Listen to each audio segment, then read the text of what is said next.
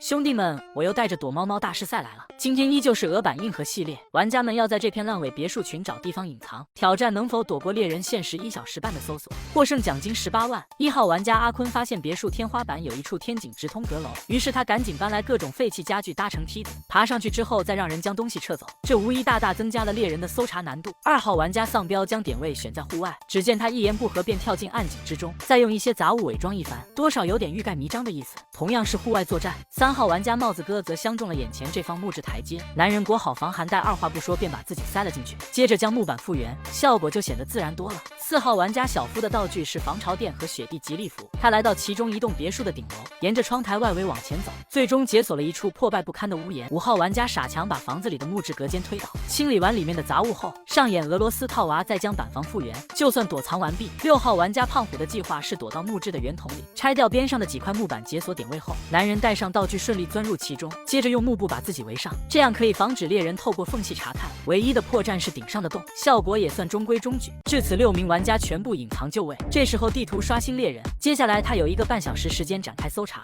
男人先是排查了雪地上的几个可疑点，随后进入第一套别墅内部，空旷的房间显得十分空旷，一眼便能排查嫌疑，仅仅几分钟就能搞定一套。他尝试看看屋顶上有没有藏人，全然不知玩家躲在屋顶的视野盲区。猎人的计划是先排查所有建筑，和帽子哥擦肩而过后，猎人来到了胖虎所在的这栋别墅，逛了一圈后，他终于发现一处可以藏人的点位。猎人自然不打算放过，然而透过缝隙看不到里面的情况，于是他索性从上面展开搜查，从顶上的洞拍摄的照片确认有人，胖虎避无可避，只好认栽。猎人15分钟拿下一血，他马不停蹄前往下一栋建筑，而这里正是玩家阿坤的躲藏地。室内的布局和之前搜查的无异，只是废旧家具更多，但都入不了猎人法眼。他万万没有想到有人躲在阁楼。紧接着是最后一栋别墅，废旧汽车无异常，至于房子中间立着的板房会有问题吗？